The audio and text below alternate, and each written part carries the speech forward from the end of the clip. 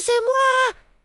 Halo semua. Selamat datang kembali di channel Jason Wilbur. Hari ini kita akan menyelami dunia yang memukau dan kadang mengerikan dari para petarung paling legendaris sepanjang masa. Gladiator. Kalian mungkin sudah sering mendengar nama ini, melihat film-film epik tentang mereka. Tapi seberapa banyak sih yang kita tahu tentang sejarah dan fakta sebenarnya di balik arena Romawi kuno? Bersiaplah, karena kita akan mengungkap semuanya. Kita akan mulai perjalanan kita jauh ke masa lampau, sekitar abad ketiga sebelum Masehi. Awalnya, pertarungan gladiator itu bukan sekadar hiburan loh. Mereka bermula dari ritual pemakaman bangsa, Etruria, tetangga Roma, sebagai persembahan darah untuk menghormati arwah orang yang meninggal. Konon, darah para petarung ini dipercaya bisa membantu jiwa almarhum mencapai alam baka. Agak menyeramkan ya. Seiring waktu, bangsa Romawi mengadopsi tradisi ini. Dan seperti banyak hal lainnya, mereka mengembangkannya menjadi tontonan publik yang megah. Dari ritual kecil, pertarungan gladiator berubah menjadi acara berskala besar yang disponsori oleh para politikus kaya atau kaisar. Sebagai cara untuk mendapatkan dukungan rakyat dan menunjukkan kekuasaan mereka. Bayangkan, sebuah pesta politik dengan pertarungan hidup mati sebagai daya tarik utamanya. Tapi, siapa sebenarnya para gladiator ini?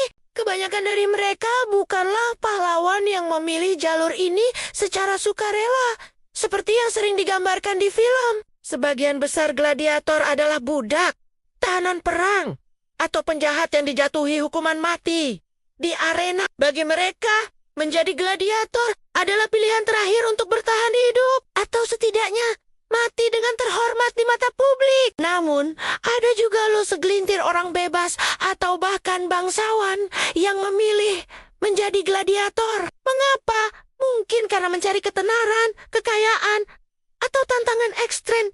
Gila kan? Mereka rela mempertaruhkan nyawa demi sorak-sorai penonton. Ini menunjukkan betapa kuatnya daya tarik arena gladiator pada masa itu. Sekarang, mari kita bicara tentang pelatihan mereka. Para gladiator tidak begitu saja dilemparkan ke arena. Mereka dilatih secara ketat di sekolah gladiator yang disebut ludis. Di sana, mereka diajarkan teknik bertarung, disiplin, dan strategi. Pelatihan ini sangat berat, menyerupai pelatihan militer untuk memastikan mereka menjadi petarung yang tangguh.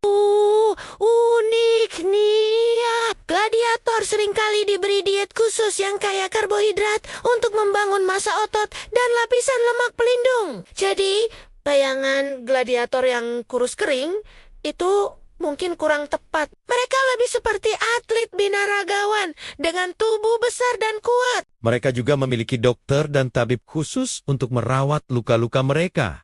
Karena bagaimanapun juga, gladiator adalah aset berharga yang harus dijaga. Tahukah kalian, ada banyak jenis gladiator loh. Masing-masing dengan gaya bertarung dan senjata yang berbeda.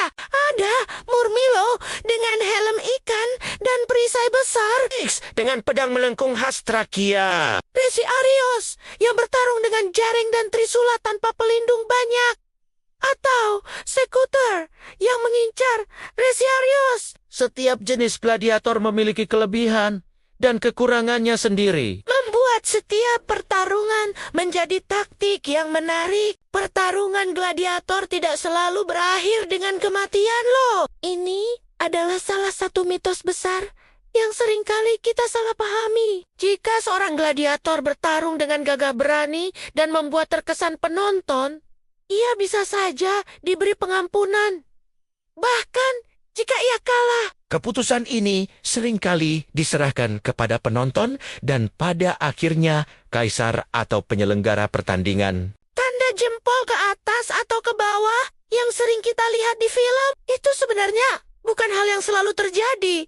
Dan maknanya bisa bervariasi. Beberapa sejarawan percaya bahwa jempol ke atas mungkin berarti menusuk ke bawah. Simbol pedang yang masuk ke leher sementara jempol ke bawah berarti lepaskan pedang atau selamatkan. Yang jelas, keputusan hidup atau mati ada di tangan orang-orang penting di arena. Bagi gladiator yang beruntung, dan selamat dari banyak pertarungan, mereka bisa mendapatkan kebebasan. Mereka akan dianugerahi pedang kayu sebagai simbol kebebasan mereka dari arena. Ini adalah pencapaian tertinggi bagi seorang gladiator, kesempatan untuk memulai hidup baru. Beberapa bahkan menjadi pelatih gladiator atau penjaga keamanan. Lalu, Bagaimana akhirnya tradisi gladiator ini menghilang? seiring dengan penyebaran agama Kristen di Kekaisaran Romawi, praktik gladiator mulai dianggap tidak etis dan barbar. Kaisar Honorius secara resmi melarang pertarungan gladiator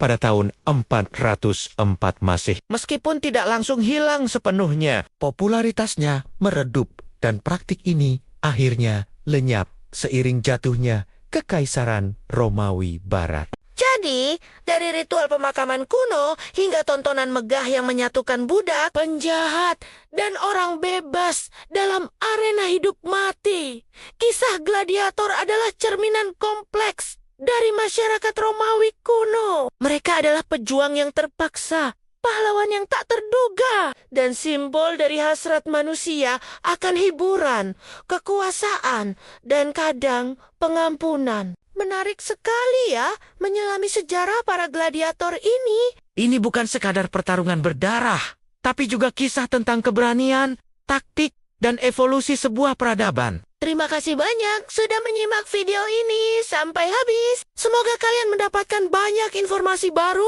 dan menarik hari ini. Jangan lupa untuk like, komen, dan subscribe channel Jason Wilbert ini agar tidak ketinggalan video-video edukatif dan seru lainnya. Sampai jumpa di video berikutnya.